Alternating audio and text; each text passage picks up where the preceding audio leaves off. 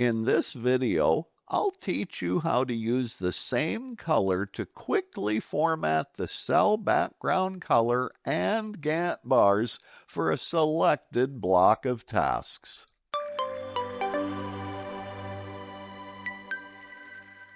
You know, a while back I was teaching a Microsoft project class for my client, Long and Associates, here in the Tampa Bay area of Florida.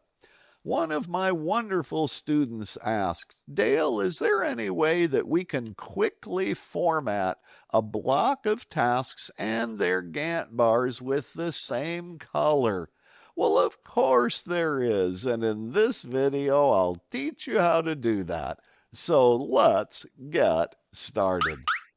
Before you can perform this amazing little trick in Microsoft Project, the first thing you'll need to do is to add a couple of extra buttons to your little quick access toolbar.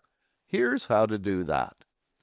In the font section of the task ribbon, right-click on the background color, pick List button, and on the shortcut menu, choose Add to Quick Access Toolbar.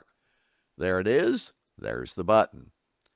Then click the Gantt Chart Format ribbon tab to display that ribbon.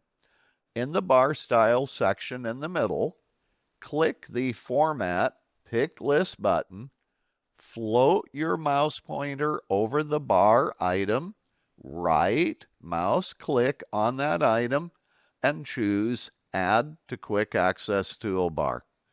And there's the other button. Now, I'd really like all the tasks in the analysis section of the project to really stand out using colors. So here's what I'll do. I'll select the row ID numbers for all of the tasks in that section. Then I'll click the background color Pick List button, and how about I choose light green. Then I'll go to the Format Bar button, and in the Format Bar dialog, here's what you'll need to do.